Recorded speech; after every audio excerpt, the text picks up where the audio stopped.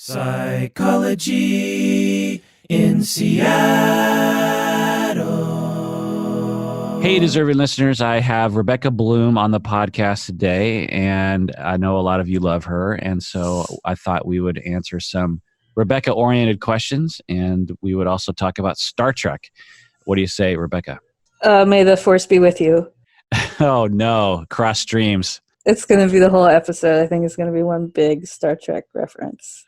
Well, that's a Star Wars reference. You should have said live long and Okay, let's prosper. start I was trying so hard. Yeah, this is the Psychology in Seattle podcast. I'm your host, Dr. Kirk Honda. I'm a therapist, a professor, and a lifelong Star Wars and Star Trek nerd. In fact, my fantasy football team is called Captain Kirk's Trekkies. That's hysterical. Who are you, Rebecca? I'm Rebecca Bloom. I'm a licensed mental health counselor and a board-certified art therapist. I'm also trained in level 2 of sensory motor psychotherapy, and I have a private practice in South Seattle. I also podcast, and I have books, and I make art, and I currently am learning what it's like to help a puppy grow up. So this first question, I actually pulled this from a subreddit called just Our Therapy, and I thought it was interesting. So I thought I'd ask you about it. It says, my therapist started falling asleep on me during the end of my last 2 sessions with her. She has been my peer specialist for about 6 months now and has never slept on me.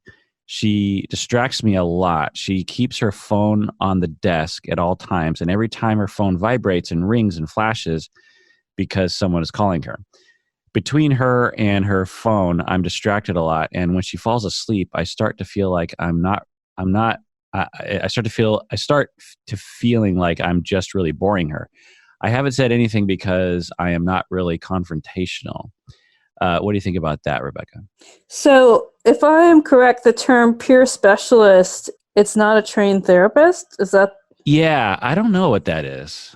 That could just be someone who is just trained to listen or something. Yes. So the way I've heard that term is a peer therapist or a peer counselor is someone who's done well in their own mental health journey and has been trained to be in kind of an advocate role, not in a traditional therapy role. But obviously, I think you should say something. I mean, if my therapist fell asleep on me, I would feel really disheartened. I know just the other day, I think I was getting a little bit sick, and my throat made this weird noise. And my client just looked at me like, are you going to die on me? So I can only imagine if I fell asleep. I mean, that's not therapy at that point. I don't even know what that is. So I have a lot of things to say about this. One is, as a therapist, when I was full-time, and you're full-time now too, right? Yes. You get old, but even when I was younger, this would happen. When you're at a regular office job, and you'll have ups and downs in terms of energy throughout the day. You know, you get to work.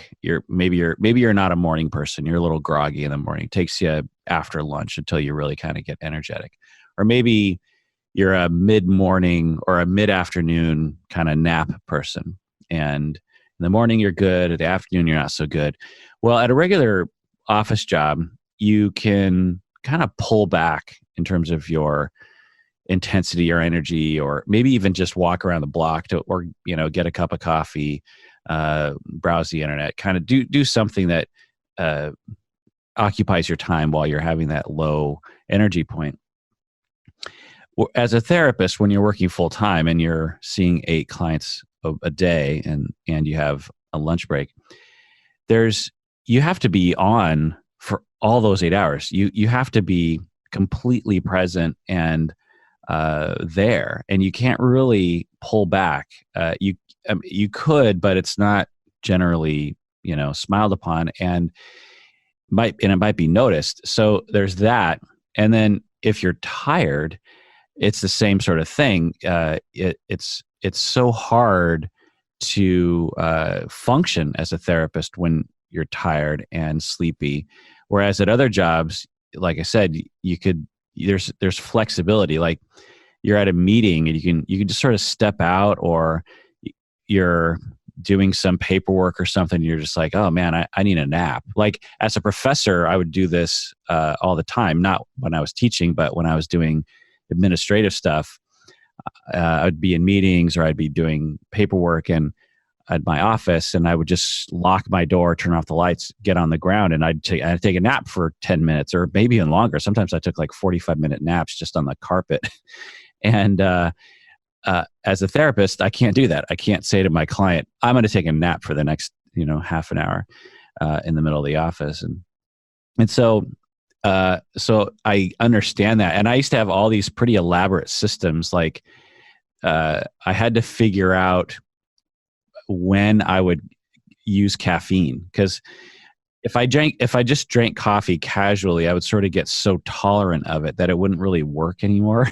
Mm-hmm. I don't drink caffeine anymore, but and I don't really need it because my practice is so small that this isn't really an issue anymore. But back in the day when it was, I would say, okay, well, my first 2 or 3 sessions, I'm probably okay. But once the 4th session kicks in, I'm probably going to start getting sleepy and I'll start yawning a lot.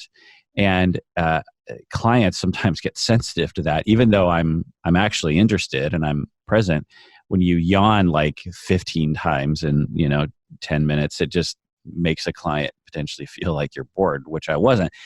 So I would say, okay, when I start to feel that sleepiness come on, I have to like really kind of shoot some caffeine into my veins and pick myself up again. So I get all that. I mean, has that ever happened to you? Oh yeah, I have a stash of chocolate, and my 5 o'clock and 6 o'clock client, I always eat a little bit of chocolate before each of those sessions. And that helps? Because I know I'm going to get tired. And Right. I just need a little bit of extra oomph. But also, there's a lot of documentation of countertransference showing up and you getting tired because you're getting triggered and you're getting shut down because of that. I'm curious if on this Reddit thread, the therapist is tired because something's happening in the session. Like it's one way of shutting down is to sleep, right? It's a way to not be engaged. So I'm curious if the client is bringing up something too close for the therapist. Or sometimes when you're with a really depressed client, or with a client who, I heard a lot of this from folks that worked on Alzheimer's units, that they would just get, when your client's super depressed and they're presenting super low energy, you can start to feel really down and low too. Or when you're working with someone who has dementia or Alzheimer's and they're so spacey, you can get really spacey too. So there's a bunch of different lenses. Yeah, those are the 2 situations that I thought of as well. That one, when therapists get tired, is either just because they're tired, or if it's a countertransference issue, then it's them shutting down because there's something that the therapist is trying to defend themselves from, or the client is depressed or has some other personality trait or some sort of projective identification situation that induces the therapist to feel tired or distant or something. And in my, over the years, I've experienced that, which is interesting because you'll, and maybe you experience this too, Rebecca, where I'll go into a session with energy, without any tiredness, and by like minute 4, I'm already feeling really tired. And I notice that regardless of when I see that client during the day or during the week, I will always feel tired with them. And I typically will conclude that it has something to do with their productive identification, meaning that they, through their early childhood experiences, internalized a kind of relationship style where the other person isn't really present. Mm-hmm. And so that's sort of a warring a battling internalization that they have, where there's a part of them that's distancing and not paying attention. And so they project that onto their therapist as a way of kind of processing that past relationship. But they need to induce the therapist to actually feel that way. And of course, it's unconscious. No client goes to therapy thinking they want to cause their client to be tired and sleepy. Yeah, or right, or I would just give it back to the therapist, that the therapist has something to work on. And sometimes, the client is in a reporting mode versus a working mode, and it is boring for the therapist.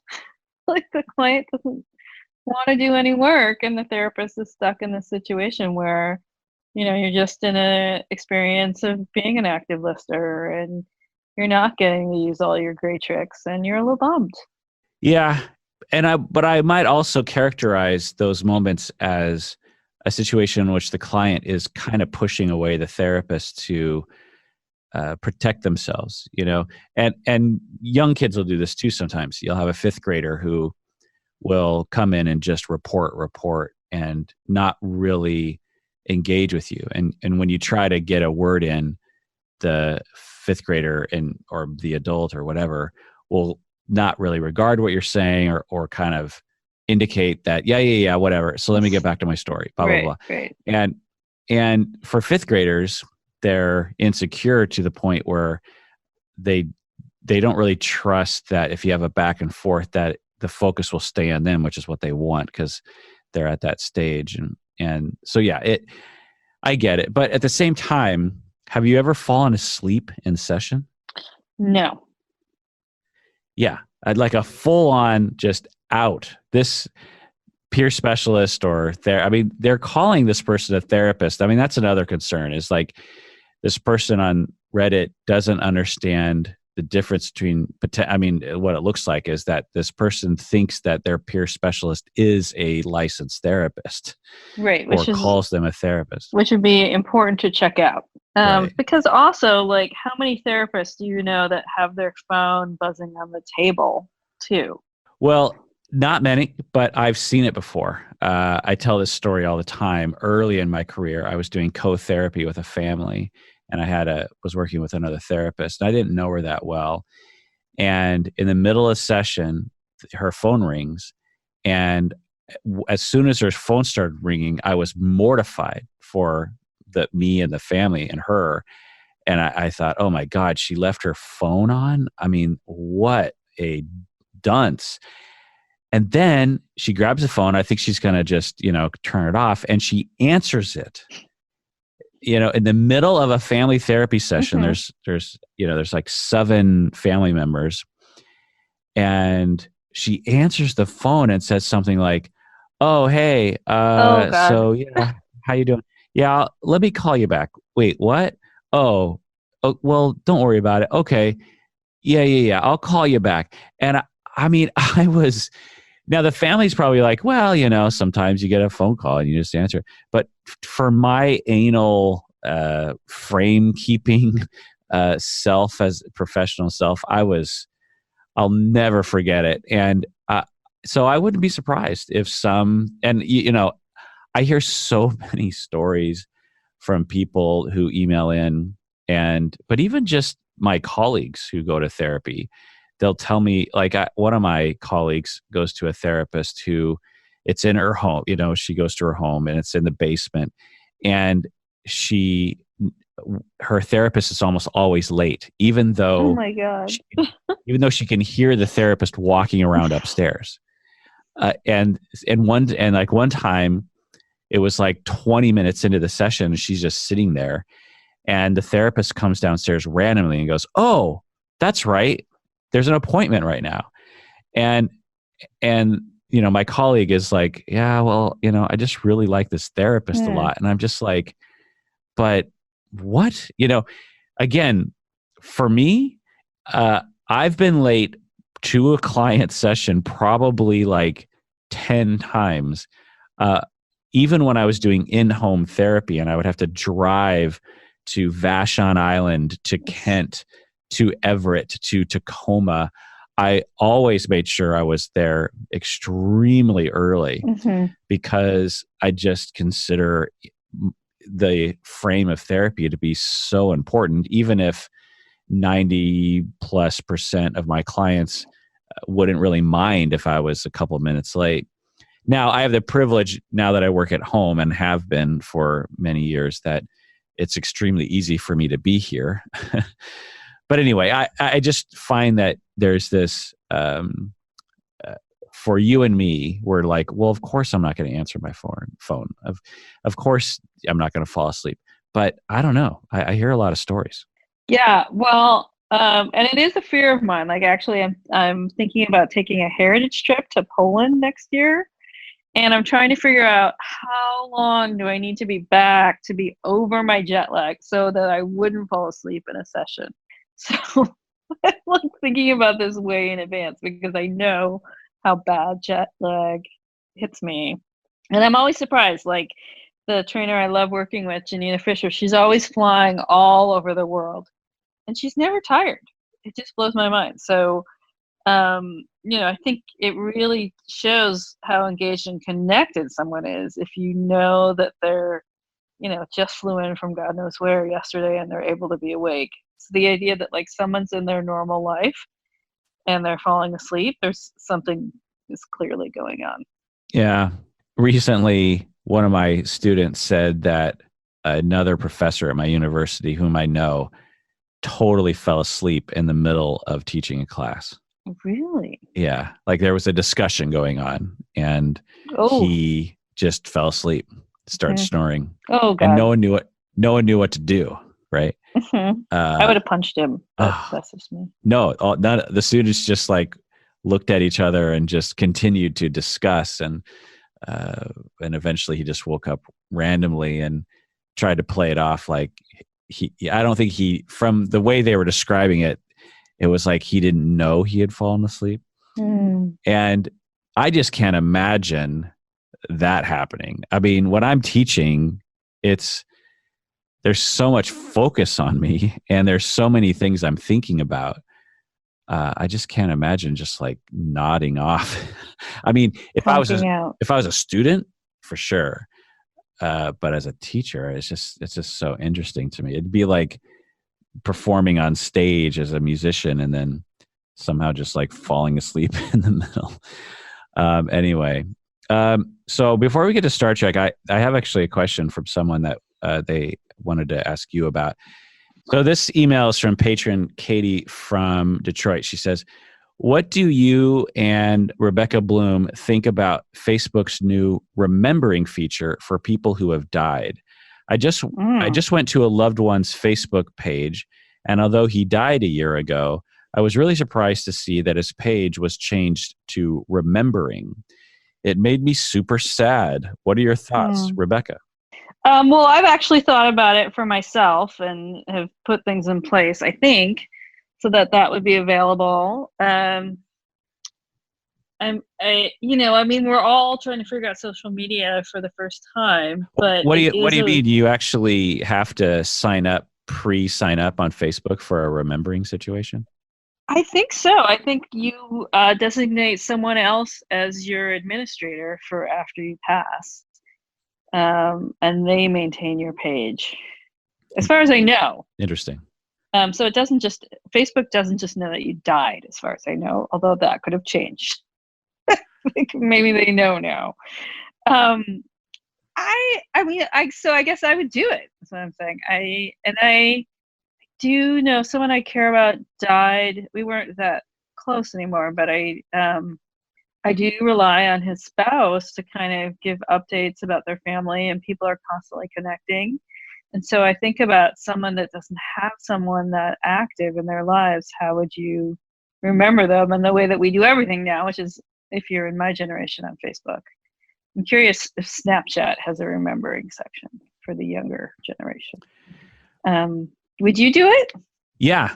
I mean, so I think it's personal, obviously, and it's complicated, but overall, I love this kind of stuff. Not because I love Facebook per se, but because we need more ways to express our grief. Mhm. when people die, I mean, even if you're the spouse or the sibling, you go to the funeral in terms of American culture, you go to the funeral and then that's pretty much it. Mhm. We need, grieving takes a lifetime. And if there's another way for people to do that, then I'm all for it. If you don't want to do it, then I guess you can block that person or unfriend that person or something. It's not that big of a deal. But she didn't write that much, but she says it made me super sad. And the thing I'll say to that is, I'm glad you're sad. Yeah, that's okay. Yeah, if you weren't sad, then there'd be something wrong with you.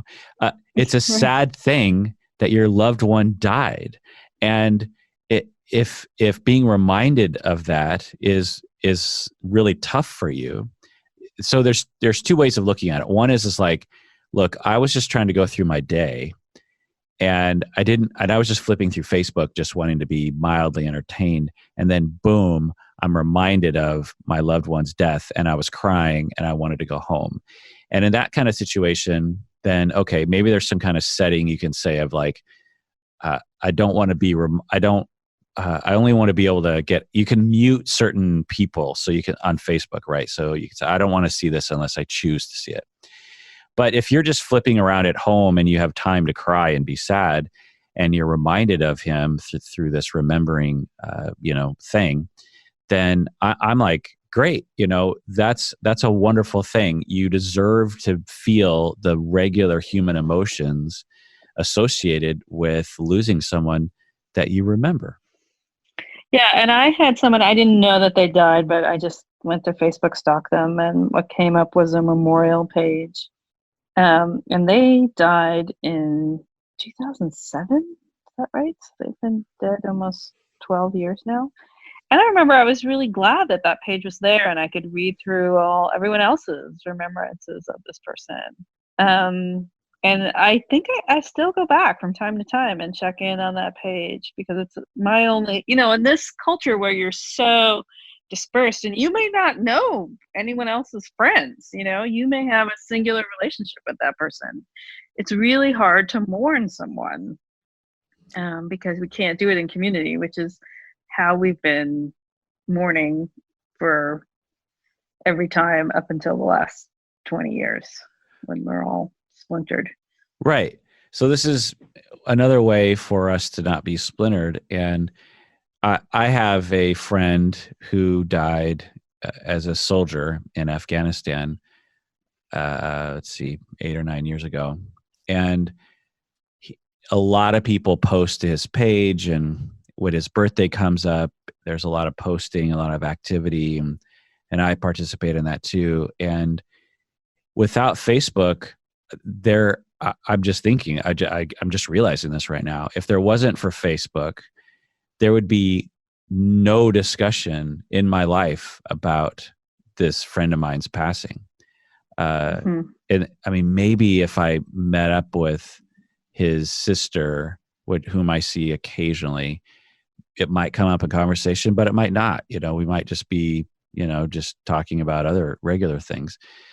And so Facebook is the only place where, for this person who passed away, that I'm able to participate in a communal grieving process with someone. So yeah, now I'm not saying that Facebook is supposed to be the only venue, or if that, or you're forced to do that. What I'm saying is, like, we all need to be grieving a lot more. We all need to be communally grieving a lot more. And however you get there, then great. I mean, ideally, you'll be in the same room looking over pictures and crying and reminiscing, or going to the gravesite and, talking to that person. But if you aren't doing that, because typically Americans don't, then I'm all for Facebook. And I think it's a wonderful thing. And I think that if there is a negative reaction against it, I think it's just fueled by the American a negative reaction to anything involving sadness or grief. Right. Yeah. Yeah. I recently we tried to find my wife's fourth great grandmother's tombstone. We knew the cemetery, but we weren't able to find it. But we did stumble upon a gigantic memorial on the gravesite of Raymond Carver, the great American short story writer. And it was so nice. Like, like I was like, oh, and it was covered with stones and remembrances, and it had a bench there. And I thought, this is so nice. Here's someone I never thought about mourning, and I can sit here and think about him. So yeah, we really don't have a lot of places in our lives set up for grieving. Where was her fourth grandmother's grave supposed to be? It's in the graveyard in Port Angeles. Her fourth great grandmother actually founded Port Angeles, Laura Hall. And so we thought, as the founder, there might be something large. And we did find other tombstones from that time, and potentially hers just got weathered away and it's there somewhere. But it was a fun adventure. And it's a beautiful cemetery looking over the Strait of Juan de Fuca. I mean, it was a lovely afternoon doing a ridiculous project. So, yeah, for another time, we'll find the exact. The person that runs the cemetery wasn't there. I think if they were there, they could have just pointed on a map, but we tried to do it ourselves. Yeah, I love that kind of stuff. I took my parents to Kansas. I have a lot of there for a good portion of time. Half of my ancestors lived in Kansas, in Salina, Kansas, for 100 years or something. And so a lot of the grave sites are there, and since I've been doing all this genealogy and stuff, there are all these houses that went to. In fact, the house that my mom was born in, but then quickly moved up to Spokane, Washington when she was 2. And she hadn't been back there, and the hospital she was born at, and all this kind of stuff. And I loved looking at the old grave sites with my, second or third great grandparents, but my fourth great grandparent, that would be amazing. I'd have to go out to like Illinois or something to find those things. But so does this mean your wife is like a long-term Washingtonite? Yeah. Her people got here in 1864. Wow. Which is like with the Denny's. Yeah, that's interesting. All right. So let's talk about Star Trek. So Star Trek Discovery, for those who don't know, there have been a number of different Star Trek TV shows and movies over the years. There was the original series in the 60s, but then you had Next Generation, and then you had Deep Space Nine, and then you had the one I never really watched. Which had the first female captain. Yeah, Voyager. And then they did a prequel with the guy from Quantum Leap. So he played the captain before Captain Kirk, and that was called, I can't remember the name of that one. And then everything kind of petered out after that. The ratings weren't very good. Those kinds of TV shows kind of fell out of favor. But then more recently, a couple years ago, they started up this brand new kind of very modern series called Discovery, and it takes place. It's also a prequel. It's before Captain Kirk. Right. You meet Spock's parents, and young Spock is there. Right. So it's like just before Captain Kirk becomes Captain Kirk, and the show is very modern. It's got all the fancy special effects, and it's high paced. It's more violent. It's darker. There's more, but still hopeful. Still hopeful, but it's dark, man. Like some of that, like that one guy who gets. I mean, I don't want to spoil it for people, but there's this main guy character who has a very dark story that he has. and painful. And like some of the graphics that they show of, the guy remembering the traumas that he's been through are very well done, because it's just like, because I was watching it with my wife and she doesn't like kind of images like that, and she was just like, oh God, and the other thing is that it's a more diverse, Star Trek has always tried to be diverse, and it was certainly very diverse compared to other shows. In the 60s, you had the very first on TV interracial kiss between Captain Kirk and Uhura. And there's actually a whole story. Do you know the whole story about that? No. So back then in the 60s, they didn't have interracial kissing on any sort of venue.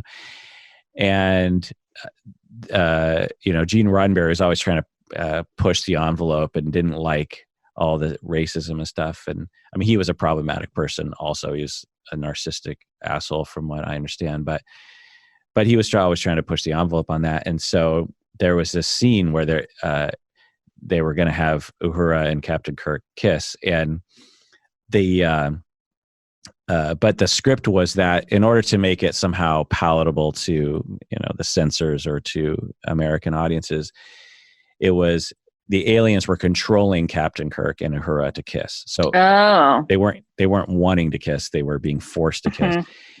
And then the other part of the story, and this is from memory, I could have it wrong, and the Trekkies out there might hate me for sort of spouting ridiculousness, but the original script was going to be that, or how did it go? God, I'm going to mess it up, but it's something like, as they were shooting this scene, the director or the people were saying, okay, don't actually really kiss, like stop just before you're kissing, because we can't actually have the two of you kissing. But then I think Captain Kirk and Uhura were like, no. They went for it. And then they asked them, okay, you guys actually kissed that time. I need you to do another take. And they like refused to do it or something. There's some kind of story around that where they sort of, they gave the producers no choice because there was no other take or something like that. I was screwing that up. But anyway, so the new Discovery show, and of course, again, going back to the 60s, you had Sulu played by the great George Takei, whom I'm actually reading his graphic novel right now. Did you know? He has George Takei has this graphic novel. Is it based on the play?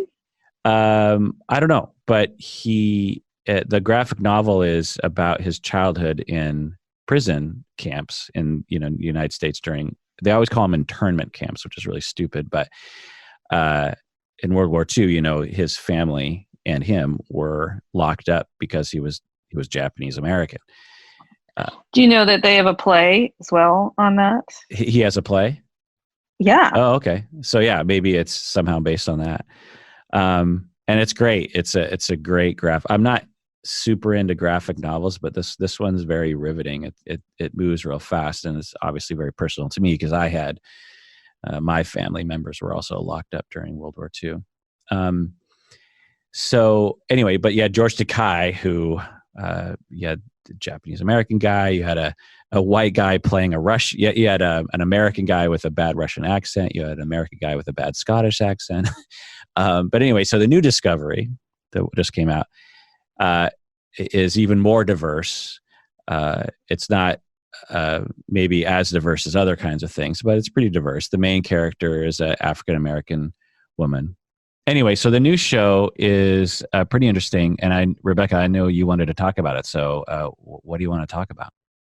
Well, first off, it's got a gay relationship on it, which is fascinating. So Anthony Rapp, who originated one of the roles in Rent, plays Paul Stamets, who is kind of the engineer, but their propulsion system is using bioenergy. And then his husband, Dr. Hugh Culber, is Wilson Cruz, who was the first openly gay actor to play a gay character in My So-Called Life.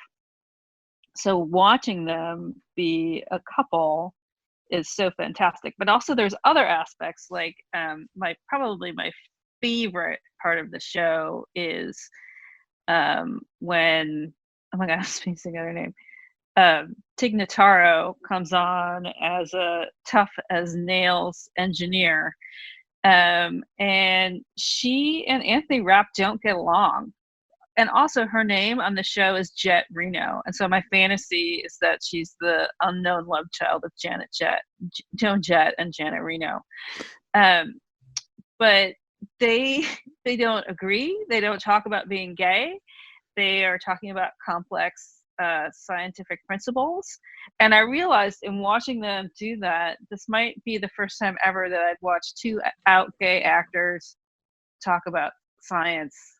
And it was just like a revelation for me. Like it just reminded me that representation is so important. And you don't know that you have never seen it until you see it. And then it's like, oh, wow. Gay people being smart, talking about what they're smart about. It's fantastic.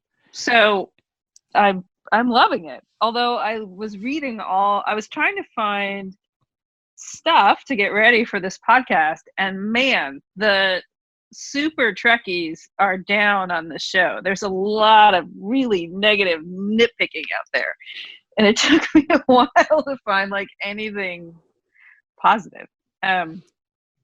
But as a Trekkie, I'm not a super Trekkie, but I'm into this show.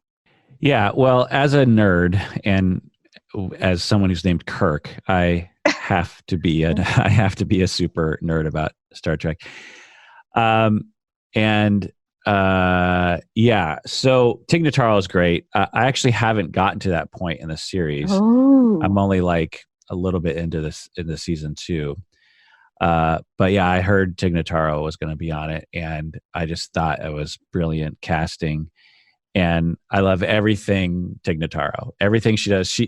She was actually on a podcast I listened to with I forget his name. He's a guitar player, and it was like my favorite episode of his podcast. I think she's hilarious. Everything she does is hilarious, and her TV show on Amazon. It was a miracle. One Mississippi, I think it's called. Yeah. Is especially the first season is just some of the best television I've ever seen, and it's based on her life. It's like an actual, real story to a certain extent. And yeah, I just think she's charming. She's interesting. I just feel like I want to be her best friend. She just seems like a really cool person. I want to be her best friend. We'll have to fight over it. Yeah. And so yeah, having a gay couple that's pretty front and center to Star Trek Discovery was a breath of fresh air in that way. And some tragedy befalls that couple, which is pretty hard to watch on the show, and very heart-wrenching. And to talk about the internet, so I've talked about this before, and it's a speculation because I haven't actually done a study, but the internet is not a representation of the population. The people, like where were you looking at comments? I mean, I was just, scooting around. I was on YouTube a little bit. I was just trying to find like any press on the show. So nowhere special. Does that make any sense? Yeah. So, well, just as an example, for example, if you go to Rotten Tomatoes and you look at the user score. So if you have the critic score and then the user score, or the, I don't know what you call it, the regular people score. And people often say audience score or something. People often say, okay, well, that's the critics and that's the audience, but that isn't the audience. There are very particular sorts of people who create accounts on Rotten Tomatoes and then actually review movies on Rotten Tomatoes. That is a very select group of people on average. And so the internet is generally the same as that. My mom doesn't contribute things to the internet other than to Facebook. Although she should. Yeah. Regular sort of soccer families, shall I say, aren't like super contributors to the internet. They're, when they see a TV show, they don't go, oh, I got to talk about this I have to type something in, or I have to create a YouTube video, or, those aren't the sort of people that do it. The sort of people who do it are, on average, they're going to be male, they're going to be white, they're going to be younger, they're going to be, there's a higher percentage of shut-ins. There's a higher percentage of people who are disillusioned with society and romance. And so it's a particular group of people. And so if you go on the internet and you just try to get a general sense of how much someone likes something, you're going to get a skewed result. Like the last Star Wars movie, Episode 8, the internet hated it. But if you just asked regular people, they're like, yeah, it was good. I liked it. It was fine, But the internet said it was like the end of Star Wars. Like it was the dumbest, it was like worse than Phantom Menace, according to the internet. And, a lot of the critics were like, I don't understand why everyone hates that. Well, not everyone doesn't hate it. It's a particular group of, I'm going to just say it, they are white, young shut-ins who are disillusioned with feminism and women and romance, and they're hurt and they get upset and they lash out. And so I would suspect, again, speculation, because I've done a study, that the discovery backlash on the internet that you're seeing is that group of people. Right. There's a lot of talk of sticking to the timeline and being accurate, and it's like, wow. Let's just watch some TV, everybody. It's gonna be okay.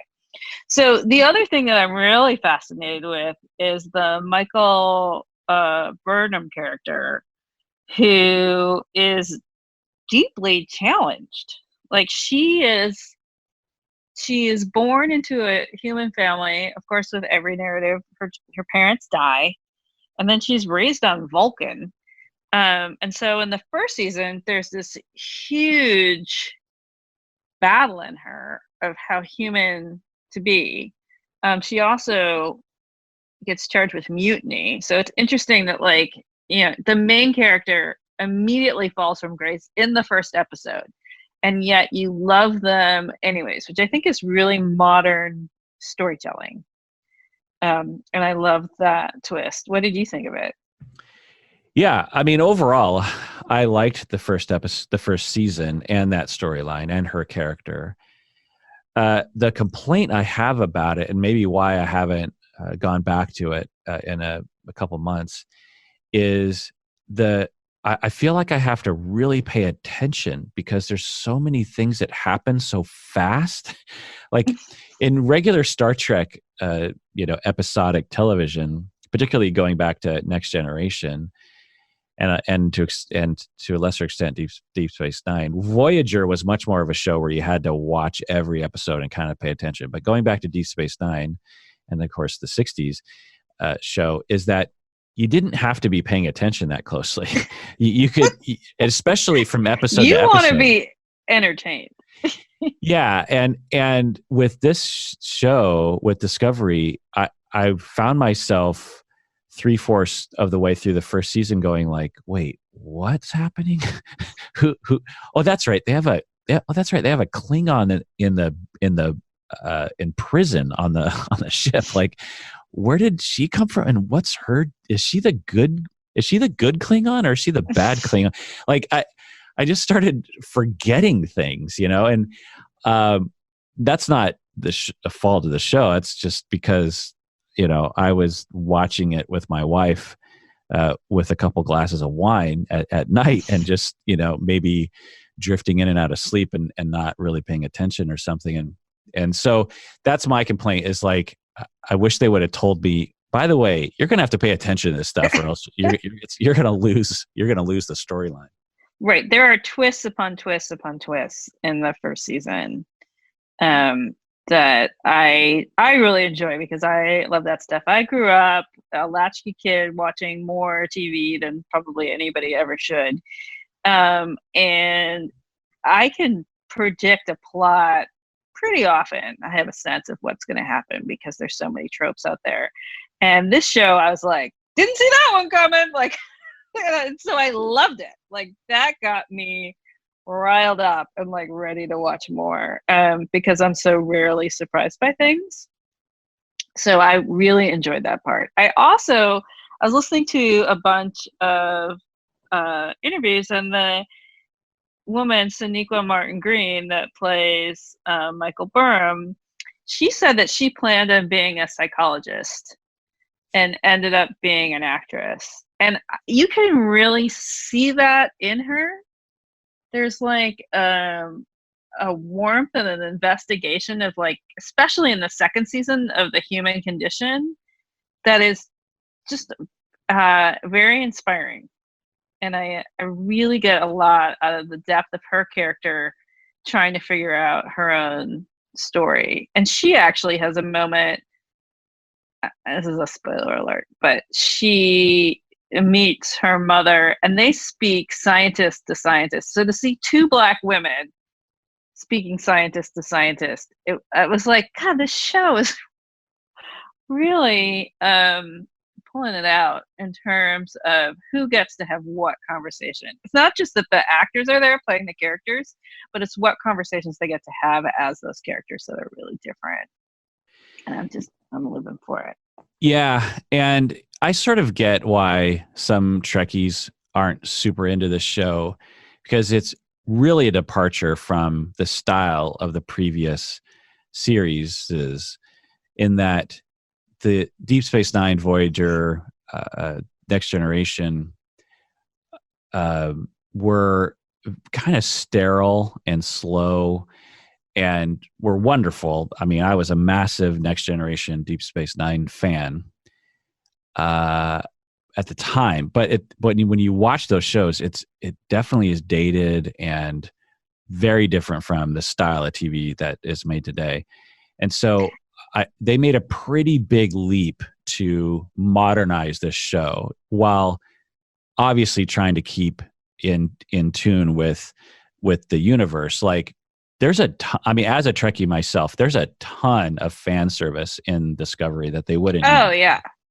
You know? Like in one of the episodes, you're in the captain's reading room and there's a Tribble on the table. Right. There's Tribble. And I'm like, look at that! I love that. Right. And Mud shows up, who's played wonderfully by Rainn Wilson. And I loved the way that they did the Klingons. Like, the makeup and the outfits actually make them look like aliens, because in the past it was like, well, you just slap a thing on their forehead but in Discovery, I feel like they really fleshed out the Klingon culture in a there's so much Klingon language in it too. Right. So they actually speak Klingon and they have subtitles. In the past, they would never do that. They would just say, yeah, we'll just have them speak guttural English, and you'll just figure, well, they must be speaking Klingon to each other. In this one, it's just like, oh yeah, the Klingons are another race, and they have a different culture and a totally different way of thinking about the world or the universe or the galaxy. And so I really liked that a lot. The part I wasn't so enthusiastic about, which was also in line with Star Trek lore, which is the alternative universe storyline. And so I liked it at first when they went to the other universe and they're doing stuff. But then when they brought the captain back, the woman from Crouching Tiger, Hidden Dragon, and among a lot of other things, her character, I just thought was like, wait, so she's coming back? And I don't know how long she sticks around for, but she's around. Okay. I mean, she's a major player in the second season, both for sheer terror and comedic relief. So it's an interesting way of how to bring in badness into the universe, right? How to bring in someone who is foul into this place where so many people are pure of heart. I think it's an interesting plot device.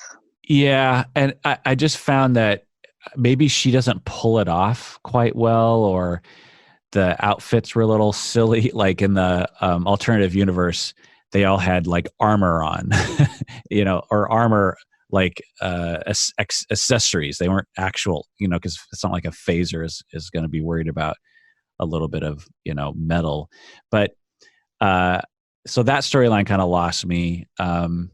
But the rest of it, I like I said, I really enjoyed, and I find that another thing I liked about it was the younger crew members. They go to an actual bar, which was so much more realistic, because anyone who knows anyone in the Navy, which this is basically, space Navy, knows that Navy people party hard. Like they are drinkers and sex people, like Navy people, hardcore. And so, in the past, with say, Next Generation, they had this bar that was called 10 Forward, and you had Whoopi Goldberg there as was she the bartender? Yeah, she was the last of her kind, somehow ending up on a Starfleet ship tending bar. Yeah, and she was very intuitive, and she would listen well to people. And in that bar, people were just it was like a lounge where people sat around talking, quietly while they drank their synthahol, which tasted like alcohol but didn't get you drunk. And it's just like, well, what's the point in that? And but in this Discovery, they actually have a bar on the ship where the younger crew members are actually drunk and dancing and dressing up in sexy outfits, like they're going out on the town, and flirting and chatting up and going back to someone's room. Like there's actual realistic Navy personnel doing things that they would do, and I like that too. And there's a lot of comic relief in that as well. Like, oh, you should go talk to her. And that one redhead woman, Tilly, yeah, her relationship with Michael is really funny, and she's like, "Go talk to him." And I thought that was also well acted and well written. And I like that Tilly is clearly neural atypical, and could easily fall somewhere on the Asperger's or somewhere on the spectrum, and that's like her superpower on the show, right? She's not worried about she's kind of worried about the social stuff, but she's really trying to be a super scientist. And that really plays out in the second season. And that, like, a female character can be a super scientist and still be flirty. And you're right, with the alternate universe, there's a lot of leather and fur. I enjoyed that. I love a good corset, with some fur epaulets. You have me if that's the outfit of the day. Well, her outfit is great in the alternative universe. I really like that. Which again is totally in line with the original Star Trek. I mean, Captain Kirk and Spock, they go to an alternative universe, and Spock, I think, is the one who has a goatee. So, in order to make him evil in 1966, in their world, they was like, well, if we want to make Spock evil, you got to give him a goatee, and so anyone who's like, this isn't following, this, it's like, dudes, have you watched the original series? It's goofy. It has some very goofy moments in it. So yeah. So have you watched the second season yet or not? I've watched maybe the first couple episodes of. Okay, because so then that that they loop in the whole Pike storyline, which is the original pilot, which I am not that geeky. Although I'm sure I'd seen that episode at some point and just was like a child and was like, what's going on? I don't know, more space stuff, blue people. But I've been very fascinated to kind of get into that deeper lore and figure out what's going on there. But we got to adjourn. So it was great catching up with you, Rebecca. It's been a long time. Let's try not to let it go as long next time. Crazy Ex-Girlfriends, That's our next one. Oh, okay. I guess I need to watch that too. Oh, I'm so excited. Plus, it's a musical. All right. Well, that does it for that episode of Psychology in Seattle. Thanks for joining us on this journey into the stars. And please take care of yourself. And why should they do that, Rebecca? So you can live long and prosper.